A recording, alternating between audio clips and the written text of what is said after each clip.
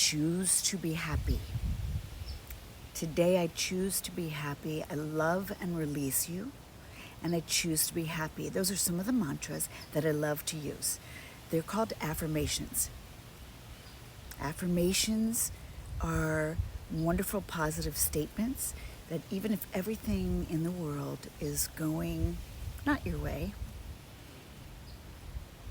they sink into our subconscious.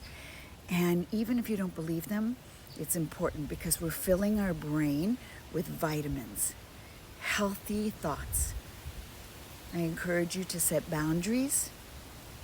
Don't bring in junky things for your brain. That means media, that means news, that means negative messages. We don't have time. Picked a flower. I'm with my beautiful baby. We're in nature. And trying to think of everything and anything that we can do to stay in a good frame of mind. We do have a choice, and sometimes we forget that. We do. We have a choice to stay positive. Take deep breaths. Gratitude. You can have bad things happen in life, and you can still choose to feel happy. It doesn't mean you're denying the negative things. It just means you're choosing happiness. That doesn't wipe away the big, scary things. But you can decide, I'm going to come from love or I'm going to come from fear. And as someone really incredible said today, I refuse to come from fear. It's a waste of time. I choose to be happy. Other things I want to say today is that I want everybody to understand the stages of trauma. It will help you to understand what's going on with your emotions a little bit better. Number one, when something bad happens or traumatic happens, like world issues, grab your animal. No, besides that, the first stage is shock. So you're in shock. Oh my God, I can't believe it.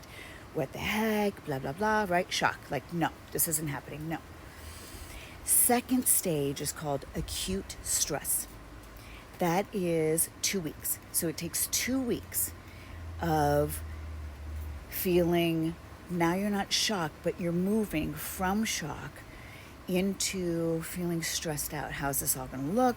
What is this gonna be like? The third stage goes in after 2 weeks. It goes into PTSD, post-traumatic stress disorder. And that is when you get flashbacks, difficult sleeping or eating, mood swings, irritation, depression, anxiety. That is full-blown PTSD. And if you are feeling like you're struggling with any of those now or at any time, don't forget to make an appointment. Call 988 if there is a crisis situation. And you can always Google your zip code and mental health providers. You can go on websites like Hello Alma, and they take your insurance.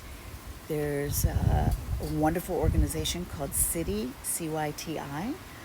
There are wonderful other organizations that can help you if you're struggling with drugs or alcohol. There's a wonderful organization called Join Monument, and that is for people who are struggling with alcohol. There's lots of help out there.